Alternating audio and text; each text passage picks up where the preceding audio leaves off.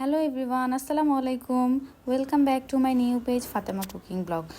আজকে আপনাদেরকে দেখাবো বাসায় কিভাবে পারফেক্টলি পিৎজা বানাবেন। তো চলুন আমরা রেসিপিটা শুরু করি। তো এই জন্য ফার্স্টে আমি একটা বোলে ময়দা নিয়ে নিলাম 4 কাপ। এর মধ্যে আমি নিয়ে নিলাম 1 চা চামচ চিনি, 1 চা চামচ গুঁড়া দুধ, 1 চা চামচ লবণ আর 2 চা চামচ ইস্ট। এরপর আমি এটাকে ভালোভাবে মেখে নিব। ভালোভাবে এটাকে মেখে নেওয়ার পরে তারপরে আমি এটার মধ্যে পরিমাণ মতো একটু তেল দিব। তেলটা দেওয়ার পরে এর মধ্যে একটু পানি দিব। পানি দিয়ে এটাকে ভালোভাবে মেখে নেওয়ার পরে এরপরে এটাকে অনেকক্ষণ ধরে মাখার পরে তারপরে গিয়ে এটাকে একটু তেল দিয়ে একটা বোলের মধ্যে এটাকে রেস্টে রেখে দিব। এটাকে 4-5 মিনিট রেস্টে রাখবো। তারপর মুরগিটাকে ম্যারিনেট করব। এখানে আমি দিয়েছি টেস্টি সল্ট 1 চামচ, 1 চা চামচ লবণ, তারপরে 1 চা চামচ রসুন, 1 চা চিলি ফ্লেক্স, 1 চা চামচ গোলমরিচ। তারপর আমি এটাকে ম্যারিনেট করে রেখে দেব। এরপর আমি সসেস, ক্যাপসিকাম, পেঁয়াজ এগুলো কেটে নিয়েছি।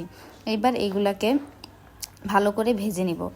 এগুলাকে একটু ব্ল্যাক পেপার দিয়ে ভেজে নিব। এগুলো ভেজে নেওয়া শেষ। এরপর গিয়ে আমি এটার মধ্যে চিকেনটা ভেজে নিব। চিকেনটাকে ভালোভাবে চুলায় একটু ভেজে নিতে হবে।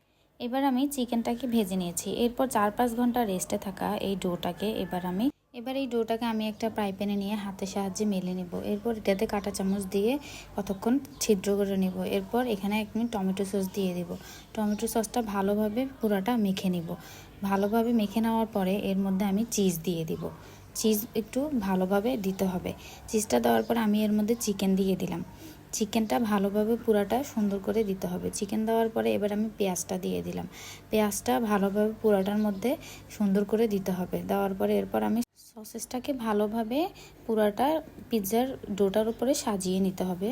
সাজিয়ে নেওয়ার পরে এরপর গিয়ে আমি এটার মধ্যে দিয়ে দিব ক্যাপসিকামগুলো সুন্দর মতো এর মধ্যে সাজিয়ে নিতে হবে। এখানে আমি দিয়েছি সবুজ কালার ক্যাপসিকাম আর লাল কালার ক্যাপসিকাম।